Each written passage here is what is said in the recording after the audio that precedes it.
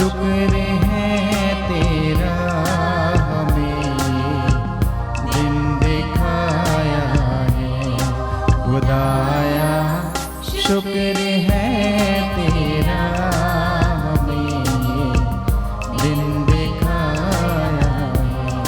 तेरे दर पर हम आए हैं और अपना सर झुकाया है।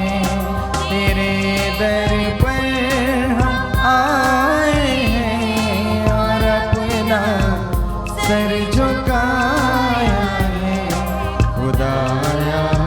शुक्र है तेरा हमें दिन दिखाया है खुदाया। शुक्र है तेरा हमें दिन दिखाया है।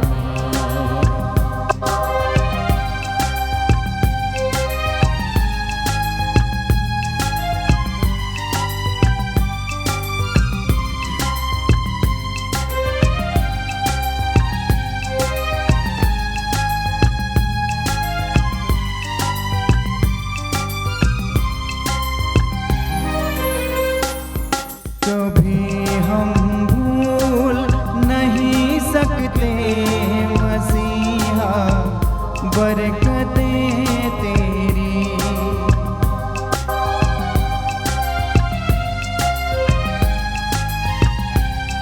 कभी हम भूल नहीं सकते मसीहा बरकतें तेरी। दुआ में जो कुछ मांगा आपसे हमने पाया है।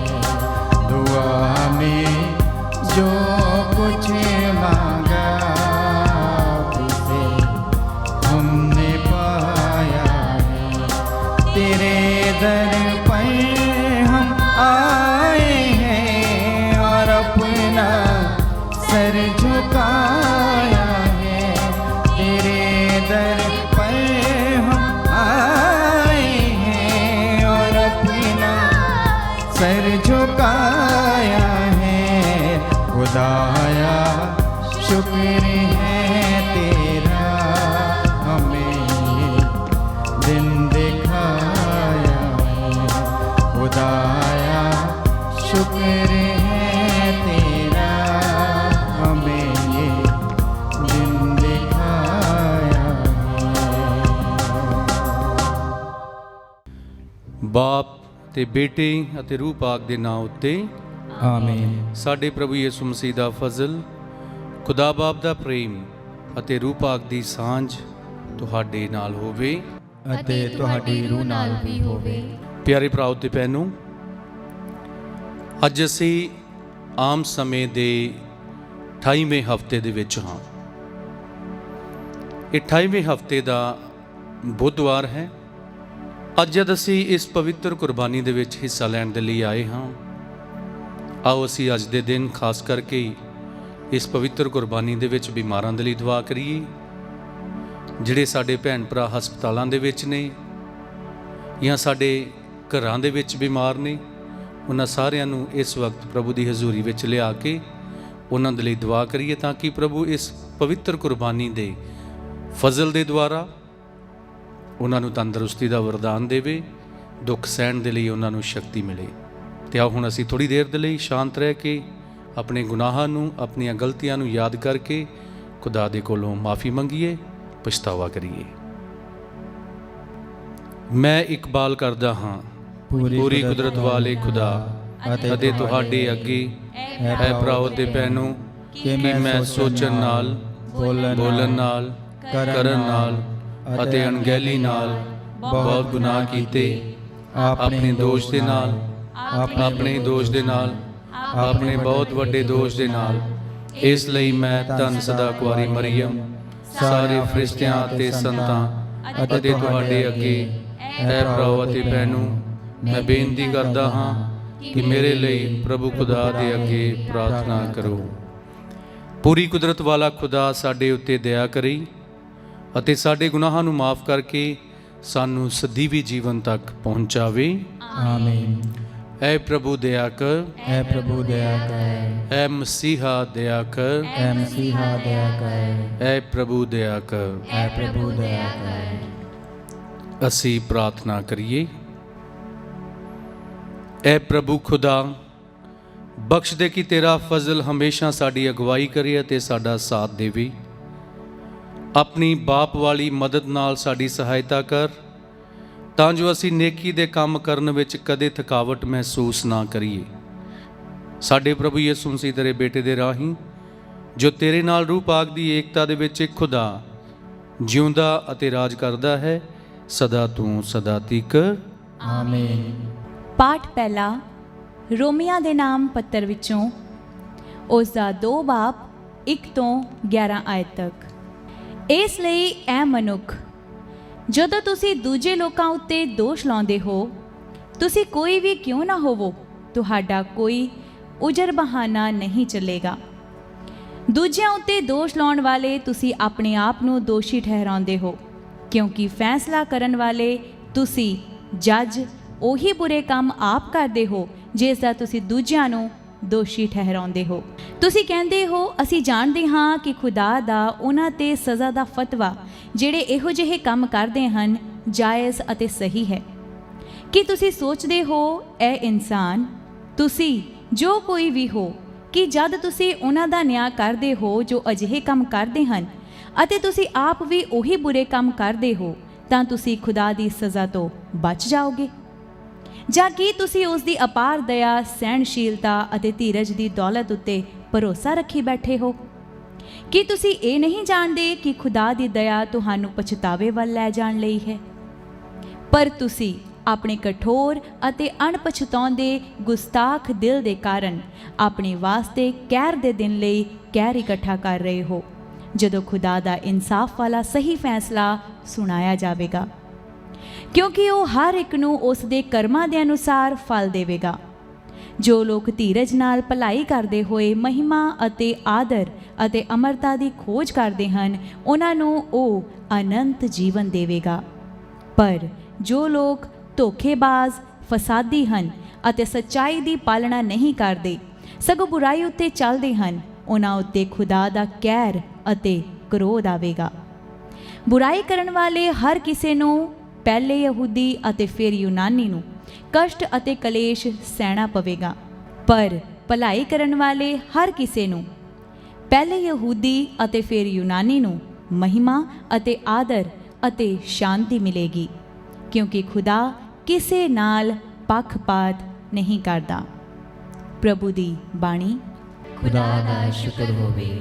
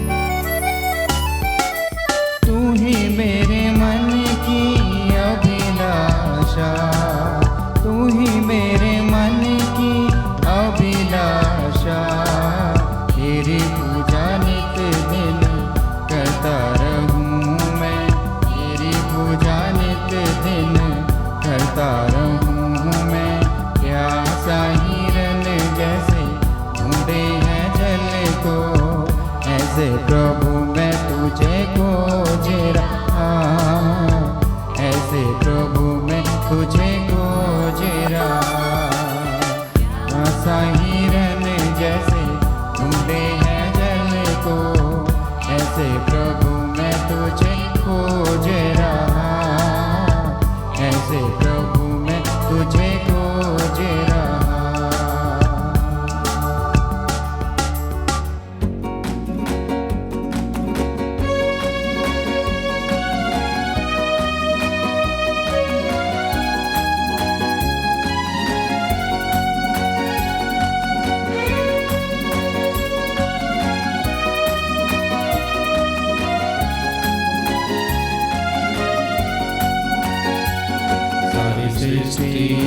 मालिक तुम ही हो, सारी सृष्टि के रक्षक तुम ही हो।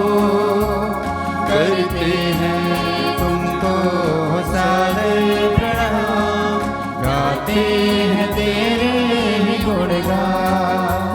सारी सृष्टि के मालिक तुम ही हो, सारी सृष्टि के रक्षक तुम ही हो।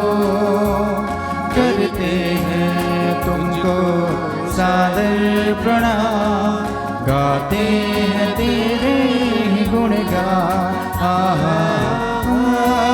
हालेलुया, हालेलुया,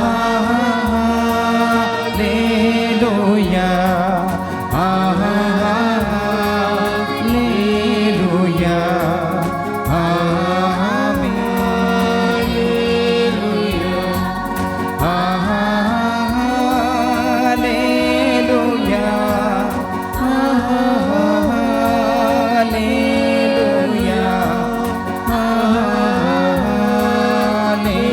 हालेलुया,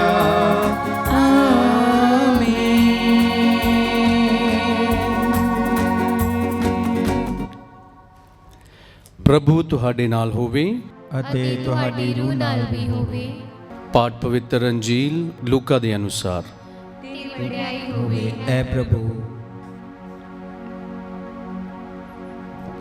पर फरीसियो धिक्कार ਤੁਹਾਨੂੰ, ਕਿਉਂਕਿ ਤੁਸੀਂ ਪੁਦੀਨਾ, ਸੌਂਫ ਅਤੇ ਹਰ ਤਰ੍ਹਾਂ ਦੀ ਬੂਟੀ ਦਾ 10ਵਾਂ ਹਿੱਸਾ ਦਿੰਦੇ ਹੋ, ਪਰੰਤੂ ਇਨਸਾਫ ਅਤੇ ਖੁਦਾ ਦੇ ਪਿਆਰ ਨੂੰ ਅੱਖੋਂ ਪਰੋਖਾ ਕਰ ਦਿੰਦੇ ਹੋ। ਚਾਹੀਦਾ ਸੀ ਦੂਜੀਆਂ ਗੱਲਾਂ ਨੂੰ ਨਜ਼ਰ ਅੰਦਾਜ਼ ਕੀਤੇ ਬਿਨਾ ਤੁਸੀਂ ਉਹਨਾਂ ਦੀ ਵੀ ਪਾਲਣਾ ਕਰਦੇ।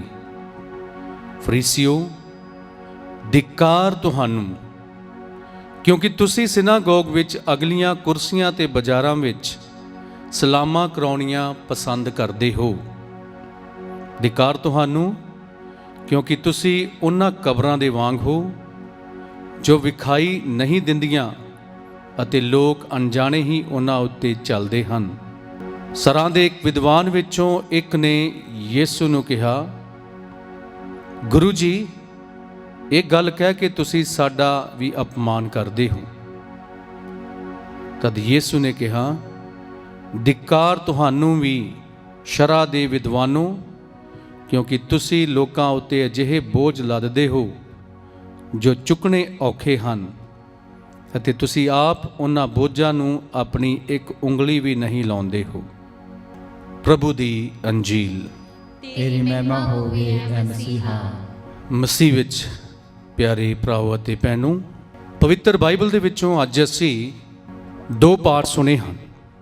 ਅੱਜ ਦਾ ਜੋ ਪਹਿਲਾ ਪਾਠ ਹੈ, ਸੰਤ ਪੌਲੁਸ ਦਾ ਰੋਮ ਦੀ ਵਿਸ਼ਵਾਸ ਸੰਗਤ ਨੂੰ ਖੱਤ, ਦੂਸਰਾ ਅਧਿਆਇ ਉਹਦੇ ਵਿੱਚੋਂ ਲਿਆ ਗਿਆ ਹੈ।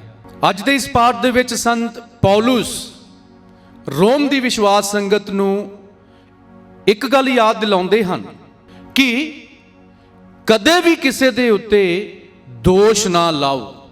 ਮੱਤੀ ਦੀ ਅੰਜੀਲ ਉਸ ਦਾ 7ਵਾਂ ਅਧਿਆਇ ਇੱਕ ਹੈ ਤੋਂ ਅਸੀਂ ਪੜ੍ਹਦੇ ਹਾਂ, ਪ੍ਰਭੂ ਯਿਸੂ ਮਸੀਹ ਵੀ ਸਾਫ਼-ਸਾਫ਼ ਸ਼ਬਦਾਂ ਦੇ ਵਿੱਚ ਸਾਰੀ ਸੰਗਤ ਨੂੰ ਇਹ ਸਮਝਾਉਂਦੇ ਹਨ ਕਿ ਦੋਸ਼ ਨਾ ਲਾਓ ਤਾਂ ਕਿ ਤੁਹਾਡੇ ਉੱਤੇ ਵੀ ਦੋਸ਼ ਨਾ ਲਾਇਆ ਜਾਵੇ। ਸਾਡੇ ਰੋਜ਼ਾਨਾ ਜੀਵਨ ਦੇ ਵਿੱਚ ਅਸੀਂ ਦੇਖਦੇ ਹਾਂ ਕਿ ਹਮੇਸ਼ਾ ਹੀ ਅਸੀਂ ਦੂਸਰਿਆਂ ਦੇ ਵਿੱਚ ਦੋਸ਼ ਲੱਭਦੇ ਹਾਂ, ਦੂਜਿਆਂ ਦੀ ਨੁਕਤਾਚੀਨੀ ਕਰਦੇ ਹਾਂ। ਲੇਕਿਨ ਅੱਜ ਸੰਤ ਪੌਲੁਸ ਵੀ ਰੋਮ ਦੀ ਵਿਸ਼ਵਾਸ ਸੰਗਤ ਨੂੰ ਅਤੇ ਪ੍ਰਭੂ ਯਿਸੂ ਮਸੀਹ ਆਪਣੇ ਸੁਣਨ ਵਾਲਿਆਂ ਨੂੰ ਇਹੋ ਹੀ ਗੱਲਾਂ ਦੱਸਦੇ ਹਨ ਕਿ ਦੋਸ਼ ਨਹੀਂ ਲਾਉਣਾ ਹੈ। ਯਹੋਨਾ ਦੀ ਅੰਜੀਲ ਉਸ ਦਾ 3 ਅਧਿਆਇ ਉਹਦੀ 17ਵੀਂ ਆਇਤ ਦੇ ਵਿੱਚ ਪ੍ਰਭੂ ਦਾ ਵਚਨ ਕਹਿੰਦਾ ਹੈ ਕਿ ਖੁਦਾ ਨੇ ਆਪਣੇ ਬੇਟੇ ਨੂੰ ਇਸ ਦੁਨੀਆ ਵਿੱਚ ਇਸ ਲਈ ਨਹੀਂ ਘੱਲਿਆ ਕਿ ਉਹ ਦੁਨੀਆ ਨੂੰ ਦੋਸ਼ੀ ਠਹਿਰਾਵੇ, ਸਗੋਂ ਇਸ ਲਈ ਘੱਲਿਆ ਹੈ ਕਿ ਉਹ ਉਹਨਾਂ ਨੂੰ ਸੁਤੰਤਰ ਕਰੇ। ਜੇਕਰ ਸਾਡੇ ਮੁਕਤੀਦਾਤੇ ਪ੍ਰਭੂ ਯਿਸੂ ਮਸੀਹ ਨੇ ਕਦੀ ਕਿਸੇ ਤੇ ਦੋਸ਼ ਨਹੀਂ ਲਾਇਆ ਹੈ, ਫਿਰ ਸਾਨੂੰ ਵੀ ਪ੍ਰਭੂ ਦੇ ਜੀਵਨ ਤੋਂ ਇਹ ਸਿੱਖਣਾ ਹੈ ਕਿ ਅਸੀਂ ਦੂਜਿਆਂ ਦੇ ਉੱਤੇ ਦੋਸ਼ ਨਾ ਲਾਈਏ।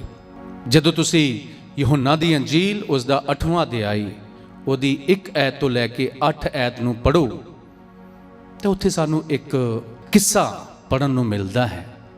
ਕਿ ਉਹ ਕਿੱਸਾ ਕੀ ਹੈ ਕਿ ਕੁਝ ਫਰੀਸੀ ਇੱਕ ਵਿਭਚਾਰ ਕਰਦੀ ਔਰਤ ਨੂੰ ਫੜ ਕੇ ਯੀਸ਼ੂ ਦੇ ਕੋਲ ਲੈ ਕੇ ਆ ਗਏ ਅਤੇ ਯੀਸ਼ੂ ਨੂੰ ਕਹਿੰਦੇ ਹਨ, ਗੁਰੂ ਜੀ, ਧਰਮ ਗ੍ਰੰਥ ਦੇ ਵਿੱਚ ਲਿਖਿਆ ਹੈ ਕਿ ਕੋਈ ਵੀ ਔਰਤ ਵਿਭਚਾਰ ਕਰਦੀ ਜੇਕਰ ਫੜੀ ਜਾਂਦੀ ਹੈ ਤਾਂ ਉਸ ਨੂੰ ਪਥਰਾਓ ਕਰਕੇ ਮਾਰ ਦਿੱਤਾ ਜਾਵੇ। ਤੇ ਪ੍ਰਭੂ ਯਿਸੂ ਮਸੀਹ ਨੇ ਉਹਨਾਂ ਦੇ ਮਨਾਂ ਦੀ ਜੋ ਜਾਂਚ ਕਰ ਲਈ ਅਤੇ ਪ੍ਰਭੂ ਨੇ ਆਖਿਆ ਕਿ ਜਿਸ ਨੇ ਕਦੇ ਪਾਪ ਨਹੀਂ ਕੀਤਾ ਹੈ ਉਹ ਪਹਿਲਾਂ ਪੱਥਰ ਉਠਾਵੇ ਅਤੇ ਇਸ ਔਰਤ ਦੇ ਮਾਰੇ। ਜਦੋਂ ਅਸੀਂ ਵਚਨ ਪੜ੍ਹੀਏ ਤਾਂ ਉੱਥੇ ਲਿਖਿਆ ਹੈ ਕਿ ਕਿਸੇ ਨੇ ਵੀ ਉਸ ਔਰਤ ਦੇ ਉੱਤੇ ਪੱਥਰ ਨਹੀਂ ਮਾਰਿਆ। ਸਾਰੇ ਇੱਕ ਇੱਕ ਕਰਕੇ ਉੱਥੋਂ ਗਾਇਬ ਹੋ ਗਏ।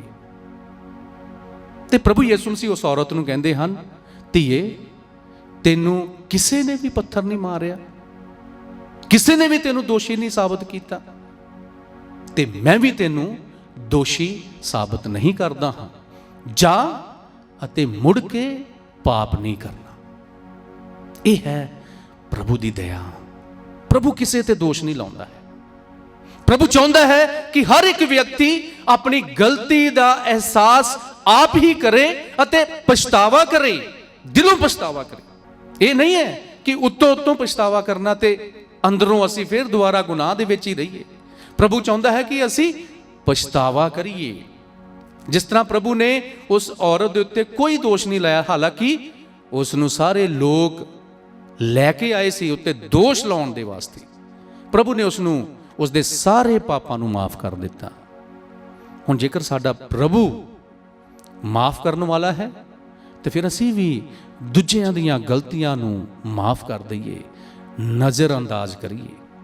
ਅੱਜ ਦੀ ਅੰਜੀਲ ਦੇ ਵਿੱਚ ਅਸੀਂ ਇੱਕ ਹੋਰ ਸੰਦੇਸ਼ ਸਾਨੂੰ ਮਿਲਦਾ ਹੈ। ਪਹਿਲੇ ਪਾਠ ਦੇ ਵਿੱਚ ਸੰਦੇਸ਼ ਇਹ ਸੀ ਕਿ ਦੋਸ਼ ਨਹੀਂ ਲਾਉਣਾ ਹੈ, ਤੇ ਦੂਜੇ ਪਾਠ ਦੇ ਵਿੱਚ ਪ੍ਰਭੂ ਯਿਸੂ ਮਸੀਹ ਸਾਨੂੰ ਇੱਕ ਹੋਰ ਅਹਿਮ ਸਿੱਖਿਆ ਦਿੰਦੇ ਹਨ ਤੇ ਉਹ ਸਿੱਖਿਆ ਇਹ ਹੈ ਕਿ ਨਜ਼ਰ ਅੰਦਾਜ਼ ਨਹੀਂ ਕਰਨਾ ਹੈ। ਕਿਹਨੂੰ ਨਜ਼ਰ ਅੰਦਾਜ਼ ਨਹੀਂ ਕਰਨਾ ਹੈ? ਸਾਡੀਆਂ ਜ਼ਿੰਮੇਵਾਰੀਆਂ ਨੂੰ ਅਸੀਂ ਨਜ਼ਰ ਅੰਦਾਜ਼ ਨਹੀਂ ਕਰਨਾ ਹੈ, ਲੋੜਵੰਦਾਂ ਨੂੰ ਨਜ਼ਰ ਅੰਦਾਜ਼ ਨਹੀਂ ਕਰਨਾ ਹੈ। ਪ੍ਰਭੂ ਯਿਸੂ ਫਰੀਸੀਆਂ ਨੂੰ ਕੀ ਕਹਿੰਦੇ ਹਨ ਕਿ धिक्कार ਤੁਹਾਡੇ ਉੱਤੇ, ਕਿਉਂਕਿ ਤੁਸੀਂ ਪੁਦੀਨਾ, ਸੌਂਫ ਅਤੇ ਹਰ ਤਰ੍ਹਾਂ ਦੀ ਬੂਟੀ ਦਾ 10ਵਾਂ ਹਿੱਸਾ ਦਿੰਦੇ ਹੋ, ਲੇਕਿਨ ਤੁਸੀਂ ਇਨਸਾਨ ਦੀ ਕੋਈ ਕਦਰ ਨਹੀਂ ਕਰਦੇ ਹੋ। ਇਨਸਾਨ ਦੇ ਵਿੱਚ ਤੁਸੀਂ ਕਮੀਆਂ ਲੱਭਦੇ ਹੋ, ਇਨਸਾਨ ਦੇ ਉੱਤੇ ਤੁਸੀਂ ਦੋਸ਼ ਲਾਉਂਦੇ ਹੋ। ਕਿੰਨਾ ਚੰਗਾ ਹੁੰਦਾ ਕਿ ਤੁਸੀਂ ਇਹ ਚੜਾਵਾ ਵੀ ਦਿੰਦੇ ਅਤੇ ਨਾਲ ਹੀ ਨਾਲ ਆਪਣੇ ਗੁਆਂਢੀ ਨੂੰ ਵੀ ਬਰਾਬਰ ਇੱਜ਼ਤ, ਮਾਣ ਅਤੇ ਉਸ ਨੂੰ ਵੀ ਪਿਆਰ ਕਰਦੇ। ਹੁਣ ਸਾਡੇ ਵਾਸਤੇ ਇਹਨਾਂ ਦੋਵਾਂ ਪਾਠਾਂ ਦਾ ਸੰਦੇਸ਼ ਕੀ ਹੈ? ਪਾਠ ਅਸੀਂ ਸੁਣ ਲਏ ਨੇ, ਪਾਠਾਂ ਦੇ ਉੱਤੇ ਅਸੀਂ ਧਿਆਨ ਵੀ ਕੀਤਾ ਹੋਵੇਗਾ, ਲੇਕਿਨ ਹੁਣ ਇਸ ਨੂੰ ਅਸੀਂ ਪ੍ਰੈਕਟੀਕਲ ਜੀਵਨ ਦੇ ਵਿੱਚ ਅਸੀਂ ਕਿਸ ਤਰ੍ਹਾਂ ਲਾਗੂ ਕਰਨਾ ਹੈ। ਅੱਜ ਤੋਂ ਅਸੀਂ ਫੈਸਲਾ ਕਰੀਏ ਕਿ ਮੈਂ ਅੱਜ ਤੋਂ ਕਦੀ ਵੀ ਕਿਸੇ ਦੇ ਵਿੱਚੋਂ ਕਮੀਆਂ ਨਹੀਂ ਲੱਭਾਂਗਾ, ਮੈਂ ਆਪਣੀਆਂ ਕਮੀਆਂ ਲੱਭਾਂਗਾ, ਦੂਜਿਆਂ ਦੇ ਵਿੱਚ ਕਮੀਆਂ ਨਹੀਂ ਲੱਭਾਂਗਾ, ਦੂਜਿਆਂ ਨੂੰ ਮੈਂ ਦੋਸ਼ੀ ਨਹੀਂ ਸਾਬਿਤ ਕਰਾਂਗਾ, ਦੋਸ਼ ਨਹੀਂ ਲਾਵਾਂਗੇ ਕਿਸੇ ਦੇ ਉੱਤੇ, ਸਗੋਂ ਆਪਣੇ ਆਪ ਨੂੰ ਦੋਸ਼ੀ ਮੰਨਾਂਗਾ ਕਿ ਪ੍ਰਭੂ ਜੀ, ਮੈਂ ਤੇਰੀਆਂ ਨਜ਼ਰਾਂ ਦੇ ਵਿੱਚ ਮੈਂ ਗੁਨਾਹਗਾਰ ਹਾਂ, ਮੈਂ ਦੋਸ਼ੀ ਹਾਂ। ਤੇ ਅੱਜ ਤੋਂ ਇਹ ਕੰਮ ਕਰੀਏ। ਤੇ ਦੂਸਰੀ ਗੱਲ ਹੈ, ਕਿਸੇ ਵੀ ਚੀਜ਼ ਦੇ ਵਿੱਚ ਅਸੀਂ ਨਜ਼ਰ ਅੰਦਾਜ਼ ਜਾਂ ਨਜ਼ਰ ਅੰਦਾਜ਼ੀ ਨਾ ਕਰੀਏ। ਜੋ ਵੀ ਸਾਡੀ ਜ਼ਿੰਮੇਵਾਰੀ ਹੈ, ਪਰਿਵਾਰਿਕ ਜ਼ਿੰਮੇਵਾਰੀ ਹੈ, ਤੇ ਉਸ ਨੂੰ ਨਜ਼ਰ ਅੰਦਾਜ਼ ਨਾ ਕਰੀਏ। ਆਪਣੀਆਂ ਪਰਿਵਾਰਿਕ ਜ਼ਿੰਮੇਵਾਰੀਆਂ ਨੂੰ ਪੂਰਾ ਕਰੀਏ। ਜੇਕਰ ਮੈਂ ਇੱਕ ਪੁਰੋਹਿਤ ਹਾਂ ਤੇ ਮੈਨੂੰ ਵੀ ਅੱਜ ਇਹ ਫੈਸਲਾ ਕਰਨਾ ਹੈ ਕਿ ਮੈਂ ਆਪਣੀਆਂ ਜ਼ਿੰਮੇਵਾਰੀਆਂ ਨੂੰ ਨਜ਼ਰ ਅੰਦਾਜ਼ ਨਾ ਕਰਾਂ, ਸਗੋਂ ਇਮਾਨਦਾਰੀ ਨਾਲ ਹਰੇਕ ਜ਼ਿੰਮੇਵਾਰੀ ਨੂੰ ਮੈਂ ਪੂਰੀਆਂ ਕਰਾਂ। ਤੇ ਇਸ ਕਰਕੇ ਅੱਜ ਹਰ ਇੱਕ ਬੱਚਾ ਅੱਜ ਇਹ ਫੈਸਲਾ ਕਰੇ ਕਿ ਮੈਂ ਆਪਣੀਆਂ ਜ਼ਿੰਮੇਵਾਰੀਆਂ ਨੂੰ ਪੂਰੀਆਂ ਕਰਾਂਗਾ। ਫਰੀਸੀ ਲੋਕਾਂ ਨੇ ਆਪਣੀਆਂ ਜ਼ਿੰਮੇਵਾਰੀਆਂ ਨੂੰ ਪੂਰਾ ਨਹੀਂ ਕੀਤਾ। ਉਹਨਾਂ ਦਾ ਕੰਮ ਕੀ ਸੀ? ਜਿੱਥੇ ਵੀ 4 ਜੀ ਖੜੇ ਆ, ਦੋਸ਼, ਉਹਨਾਂ ਦੇ ਵਿੱਚ ਕਮੀਆਂ ਲੱਭਣੀਆਂ। ਪ੍ਰਭੂ ਯਿਸੂ ਮਸੀਹ ਦੇ ਦਿਵਾਲੇ ਰਹਿੰਦੇ ਸੀ। ਪ੍ਰਭੂ ਯਿਸੂ ਮਸੀਹ ਨੇ ਸਬਤ ਦੇ ਦਿਨ ਚੰਗਾ ਕੰਮ ਕਰਤਾ ਹੈ, ਉਹਨੇ ਬਿਮਾਰ ਨੂੰ ਚੰਗਾ ਕਰ ਦਿੱਤਾ ਹੈ, ਸਬਤ ਦੇ ਦਿਨ ਚਮਤਕਾਰ ਕਰਦਾ ਹੈ। ਮਤਲਬ ਕਿ ਦੋਸ਼ ਤੇ ਦੋਸ਼ ਲੱਭੀ ਜਾਣਾ।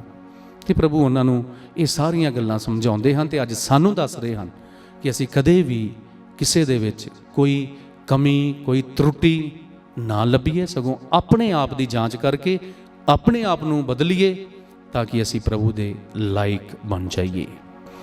ਪਿਆਰੇ ਖੁਦਾਵੰ, ਅੱਜ ਦੇ ਇਸ ਵਚਨ ਦੇ ਲਈ ਅਸੀਂ ਤੇਰਾ ਧੰਨਵਾਦ ਕਰਦੇ ਹਾਂ। हे ਪ੍ਰਭੂ, ਵਚਨ ਦੇ ਰਾਹੀਂ ਤੁਸੀਂ ਸਾਨੂੰ ਸਮਝਾਇਆ ਹੈ ਕਿ ਅਸੀਂ ਦੂਜਿਆਂ ਤੇ ਦੋਸ਼ ਨਾ ਲਾਈਏ। हे ਪ੍ਰਭੂ, ਸਾਨੂੰ ਸ਼ਕਤੀ ਦਿਓ, ਫਜ਼ਲ ਦਿਓ ਤਾਂ ਕਿ ਅਸੀਂ ਆਪਣੇ ਵਿੱਚ ਕਮੀਆਂ ਵੇਖੀਏ, ਨਾ ਕਿ ਦੂਜਿਆਂ ਦੇ ਵਿੱਚ।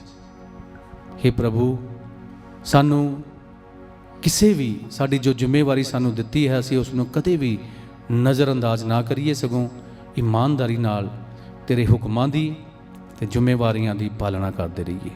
ਮੰਗਦੇ ਹਾਂ ਸਾਡੇ ਪ੍ਰਭੂ ਯਿਸੂ ਮਸੀਹ ਦੇ ਰਾਹੀਂ, ਆਮੀਨ।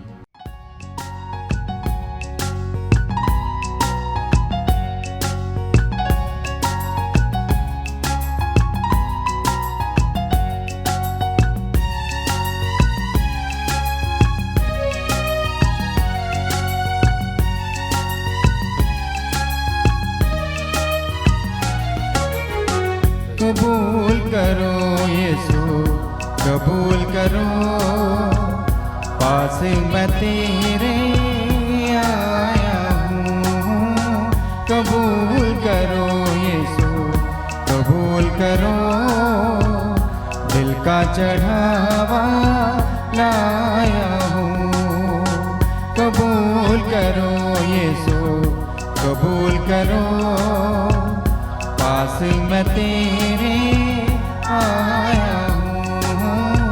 कबूल करो यीशु, कबूल करो, दिल का चढ़ावा लाया हूँ।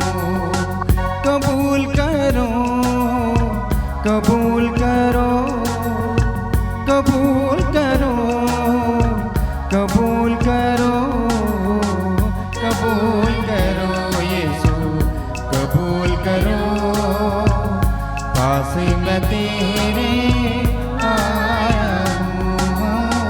कबूल करो यीशु, कबूल करो, दिल का चढ़ावा लाया हूँ।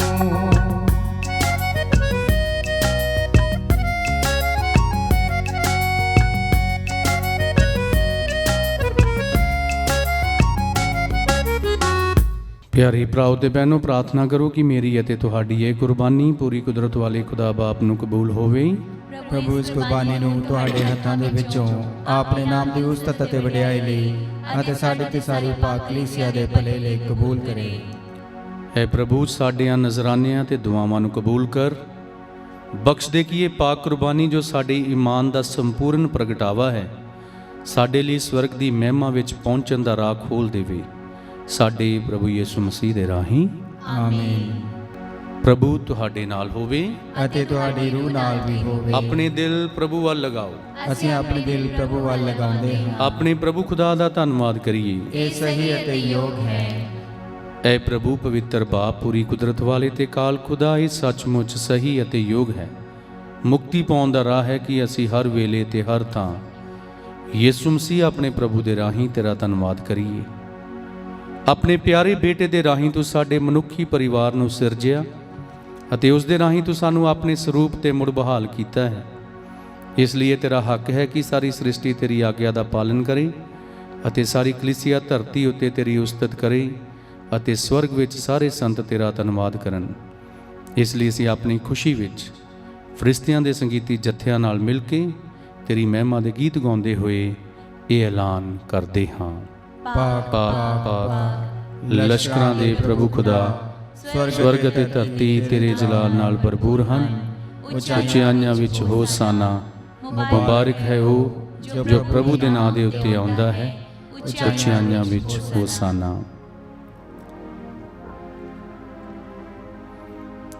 ਹੈ ਪ੍ਰਭੂ, ਤੂੰ ਸੱਚਮੁੱਚ ਪਾਕ ਹੈ ਅਤੇ ਸਭ ਪਵਿੱਤਰਤਾ ਦਾ ਸੋਮਾ ਹੈ। ਇਸ ਲਈ ਅਸੀਂ ਬੇਨਤੀ ਕਰਦੇ ਹਾਂ ਕਿ ਜਿਸ ਤਰ੍ਹਾਂ ਤਰੇਲ ਪੈਂਦੀ ਹੈ ਉਸੇ ਤਰ੍ਹਾਂ ਆਪਣੇ ਰੂਹ ਪਾਕ ਨੂੰ ਭੇਜ ਕੇ ਇਹਨਾਂ ਨਜ਼ਰਾਨਿਆਂ ਨੂੰ ਪਵਿੱਤਰ ਕਰ, ਤਾਂ ਜੋ ਇਹ ਸਾਡੇ ਲਈ ਸਾਡੇ ਪ੍ਰਭੂ ਯਿਸੂ ਮਸੀਹ ਦਾ ਬਦਨ ਅਤੇ ਲਹੂ ਬਣ ਜਾਵੇ। ਉਸਨੇ ਆਪਣੀ ਮਰਜ਼ੀ ਦੇ ਨਾਲ ਆਪਣੇ ਆਪ ਨੂੰ ਦੁੱਖ ਤਸੀਹਾਂ ਦੇ ਲਈ ਸੌਂਪਦੇ ਹੋਏ ਰੋਟੀ ਲਈ। ਧੰਨਵਾਦ ਕਰਦੇ ਹਾਂ। ਰੋਟੀ ਤੋੜੀ ਆਪਣੇ ਚੇਲਿਆਂ ਨੂੰ ਦਿੱਤੀ, ਇਹ ਕਹਿੰਦੇ ਹੋਏ, ਤੁਸੀਂ ਸਾਰੇ ਇਹ ਲਓ ਅਤੇ ਇਸ ਵਿੱਚੋਂ ਖਾਓ, ਕਿਉਂਕਿ ਇਹ ਮੇਰਾ ਬਦਨ ਹੈ ਜਿਹੜਾ ਤੁਹਾਡੇ ਲਈ ਕੁਰਬਾਨ ਕੀਤਾ ਜਾਵੇਗਾ।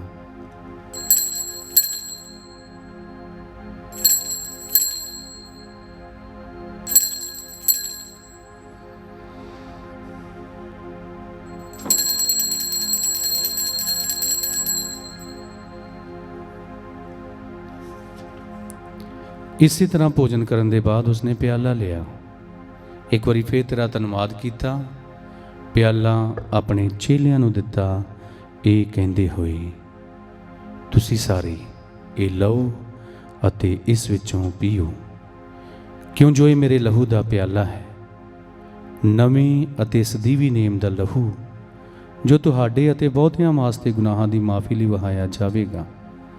ਮੇਰੀ ਯਾਦ ਵਿੱਚ ਇਹ ਕਰਿਆ ਕਰੋ।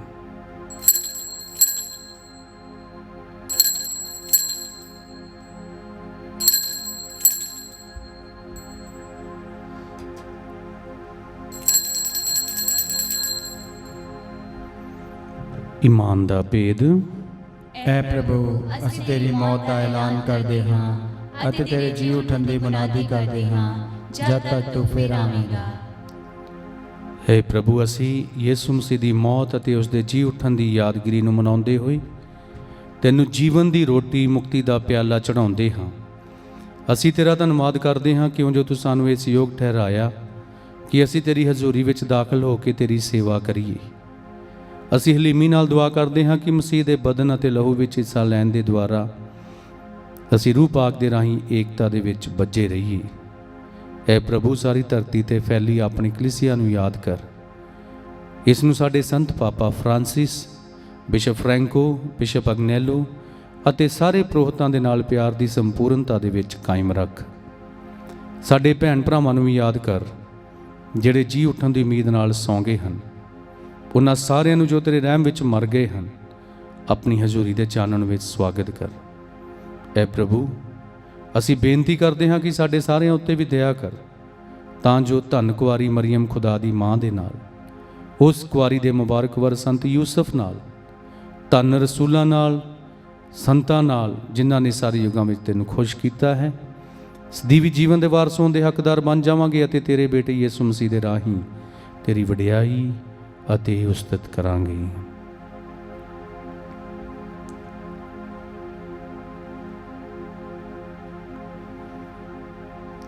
ਉਸ ਦੇ ਰਾਹੀਂ ਅਤੇ ਉਸ ਦੇ ਨਾਲ ਅਤੇ ਉਸ ਦੇ ਵਿੱਚ ਐ ਖੁਦਾ, ਪੂਰੀ ਕੁਦਰਤ ਵਾਲੇ ਬਾਪ ਰੂਹ ਪਾਕ ਦੀ ਏਕਤਾ ਦੇ ਵਿੱਚ ਸਭ ਜਲਾਲ ਤੇ ਵਡਿਆਈ ਤੇਰੀ ਹੀ ਹੈ, ਸਦਾ ਤੂੰ ਸਦਾ ਤੀਕ।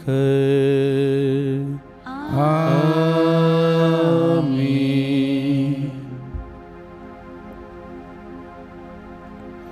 ਆ ਹੁਣ ਅਸੀਂ ਸਾਰੇ ਖੜੇ ਹੋ ਕੇ ਖੁਦਾ ਦਾ ਰਾਜ ਆਉਣ ਦੇ ਲਈ ਪ੍ਰਾਰਥਨਾ ਕਰੀਏ ਤੇ ਨਾਲ ਹੀ ਨਾਲ ਆਪਣੀਆਂ ਸਾਰੀਆਂ ਲੋੜਾਂ ਨੂੰ, ਜ਼ਰੂਰਤਾਂ ਨੂੰ ਪ੍ਰਭੂ ਦੇ ਅੱਗੇ ਪੇਸ਼ ਕਰੀਏ ਅਤੇ ਆਖੀਏ, ਐ ਸਾਡੇ ਬਾਪ ਜਿਹੜਾ ਅਸਮਾਨ ਉੱਤੇ ਹੈ, ਤੇਰਾ ਨਾਮ ਪਾਕ ਮੰਨਿਆ ਜਾਵੇ, ਤੇਰਾ ਰਾਜ ਆਵੇ, ਤੇਰੀ ਮਰਜ਼ੀ ਜਿਸ ਤਰ੍ਹਾਂ ਅਸਮਾਨ ਉੱਤੇ ਪੂਰੀ ਹੁੰਦੀ ਹੈ ਜ਼ਮੀਨ ਉੱਤੇ ਵੀ ਹੋਵੇ।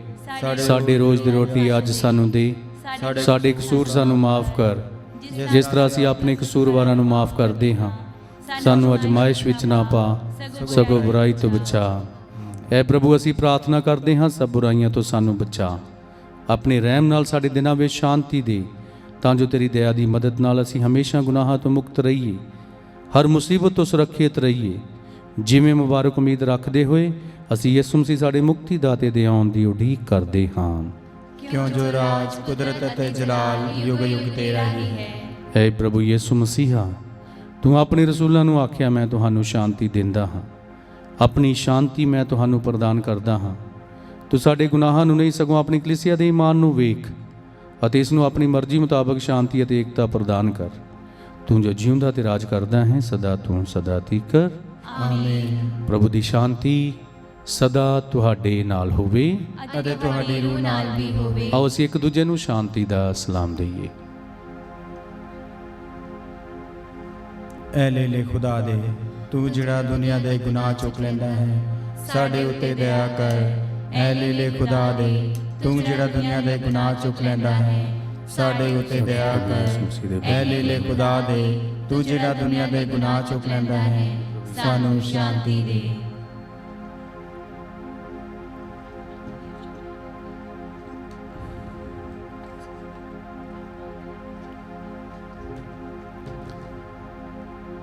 ਵੇਖੋ ਖੁਦਾ ਦਾ ਲੀਲਾ, ਇਹਨੂੰ ਵੇਖੋ ਜੋ ਦੁਨੀਆ ਦੇ ਗੁਨਾਹਾਂ ਨੂੰ ਚੁੱਕ ਲੈ ਜਾਂਦਾ ਹੈ। ਧੰਨ ਹਨ ਉਹ ਜੋ ਇਸ ਲੀਲੇ ਦੇ ਭੋਜ ਦੇ ਲਈ ਸੱਦੇ ਗਏ ਹਨ। ਐ ਪ੍ਰਭੂ, ਮੈਂ ਯੋਗ ਤਾਂ ਨਹੀਂ ਹਾਂ ਕਿ ਤੂੰ ਮੇਰੀ ਛੱਤ ਥੱਲੇ ਆਵੇਂ, ਪਰ ਇੱਕ ਹੀ ਵਚਨ ਆਖ ਤਾਂ ਮੇਰੀ ਰੂਹ ਚੰਗੀ ਹੋ ਜਾਵੇਗੀ।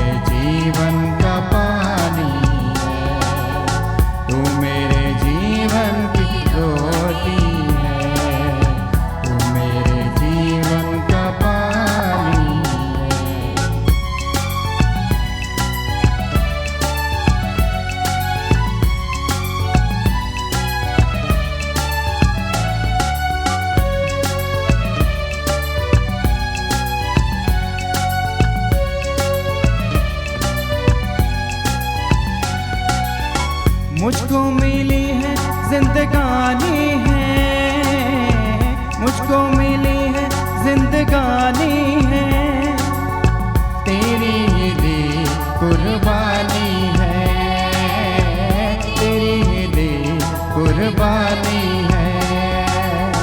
तूने मुझे नया जीवन दिया, तेरे लहू की ये निशानी है। तूने मुझे नया जीवन दिया, तेरे लहू की ये निशानी है। खाता रहूं पीता रहूं, खाता रहूं पीता रहूं, तेरी ही महिमा गाता रहूं। तू मेरे जीवन की रोटी है, तू मेरे जीवन का पानी है, तू मेरे जीवन की रोटी है, तू मेरे जीवन का पानी है। ਅਸੀਂ ਪ੍ਰਾਰਥਨਾ ਕਰੀਏ। ਐ ਮਿਹਰਬਾਨ ਖੁਦਾ, ਆਪਣੇ ਬੇਟੇ ਦੇ ਬਦਨ ਅਤੇ ਲਹੂ ਦੇ ਨਾਲ ਤੂੰ ਸਾਨੂੰ ਰਜਾਇਆ ਹੈ। ਬਖਸ਼ ਦੇ ਕਿ ਉਸ ਦੀ ਕੁਰਬਾਨੀ ਵਿੱਚ ਹਿੱਸਾ ਲੈਣ ਨਾਲ ਅਸੀਂ ਉਸ ਦੇ ਆਪਣੇ ਹੀ ਜੀਵਨ ਵਿੱਚ ਸ਼ਰੀਕ ਹੋ ਸਕੀਏ। ਉਹ ਜੋ ਜਿਉਂਦਾ ਤੇ ਰਾਜ ਕਰਦਾ ਹੈ ਸਦਾ ਤੂੰ ਸਦਾ ਤੀਕਰ। ਆਮੀਨ। ਪ੍ਰਭੂ ਤੁਹਾਡੇ ਨਾਲ ਹੋਵੇ ਅਤੇ ਤੁਹਾਡੀ ਰੂਹ ਨਾਲ ਵੀ ਹੋਵੇ। ਪੂਰੀ ਕੁਦਰਤ ਵਾਲਾ ਖੁਦਾ, ਬਾਪ ਅਤੇ ਬੇਟਾ ਅਤੇ ਰੂਹ ਪਾਕ ਤੁਹਾਨੂੰ ਸਾਰਿਆਂ ਨੂੰ ਬਰਕਤ ਦੇਵੇ। ਆਮੀਨ। ਕੁਰਬਾਨੀ ਚੜਾਈ ਜਾ ਚੁੱਕੀ ਹੈ, ਪ੍ਰਭੂ ਦੀ ਸ਼ਾਂਤੀ ਵਿੱਚ ਜਾਓ। ਖੁਦਾ ਦਾ ਸ਼ੁਕਰ ਹੋਵੇ। ਦੁਆ ਯਾਦ ਕਰ, ਯਾਦ ਕਰ ਐ ਨਿਹਾਇਤ ਮਿਹਰਬਾਨ ਕੁਆਰੀ ਮਰੀਮ, ਭਈ ਇਹ ਕਦੀ ਨਹੀਂ ਸੁਣਿਆ ਗਿਆ ਕਿ ਕੋਈ ਵੀ ਤੇਰੀ ਪਨਾਹ ਲੱਭਦਿਆਂ, ਤੇਰੀ ਮਦਦ ਚਾਹੁੰਦਿਆਂ, ਤੇਰੀ ਸਿਫਾਰਿਸ਼ ਮੰਗਦਿਆਂ ਤੇਥੋਂ ਖਾਲੀ ਗਿਆ ਹੋਵੇ। ਐ ਕੁਆਰੀ ਕੁਆਰੀਆਂ ਦੀ ਅਤੇ ਮੇਰੀ ਮਾਂ ਇਹ ਤਸੱਲੀ ਨਾਲ ਮੈਂ ਤੇਰੇ ਕੋਲ ਨਸਾਂ ਆਉਂਦਾ ਹਾਂ। ਤੇਰੇ ਅੱਗੇ ਖਲੋ ਕੇ ਮੈਂ ਗੁਨਾਹੀ ਰੋਂਦਾ ਹਾਂ। ਲੈ ਦੇ ਤਾਰੇ ਹੋਏ ਕਲਾਮ ਦੀ ਮਾਂ, ਮੇਰੀਆਂ ਅਰਜ਼ਾਂ ਨੂੰ ਹਕੀਰ ਨਾ ਜਾਣ, ਸਗੋਂ ਮਿਹਰਬਾਨੀ ਨਾਲ ਸੁਣੀ ਅਤੇ ਕਬੂਲ ਕਰੀ। ਆਮੀਨ। ਸ਼ਾਂਤੀ ਦੀ ਰਾਣੀ ਕੁਆਰੀ ਮਾਂ ਮਰੀਮ, ਸਾਡੇ ਲਈ ਦੁਆ ਕਰ।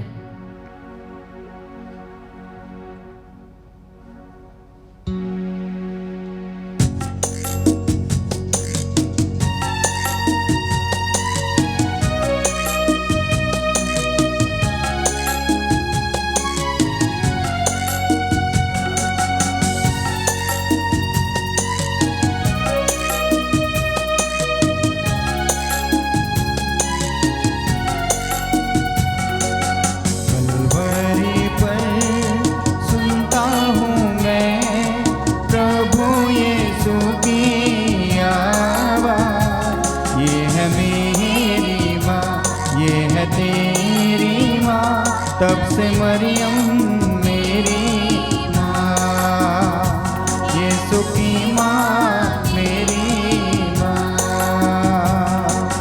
कलवरी पर सुनता हूँ मैं प्रभु यीशु की आवाज़। ये है मेरी माँ, ये है तेरी माँ, तब से मरियम मेरी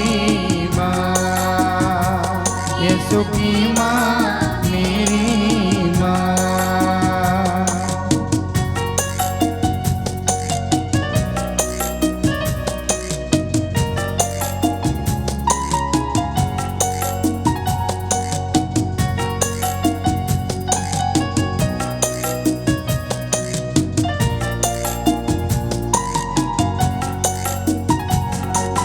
काना में जैसे ममता दिखाई, हम पर दया बरसाई।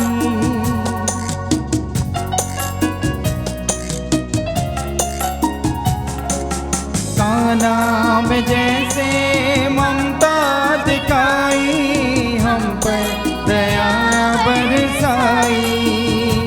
आज तू आजा मेरे दिल में, आसरा दे आंचल में। आज तू आजा मेरे दिल में, आसरा दे आंचल में। कलवरी पर सुनता हूँ मैं प्रभु यीशु की आवाज़। ये है मेरी माँ, ये है तेरी माँ, तब से मरियम मेरी माँ। यीशु की माँ मेरी माँ, तब से की माँ मेरी माँ। यीशु की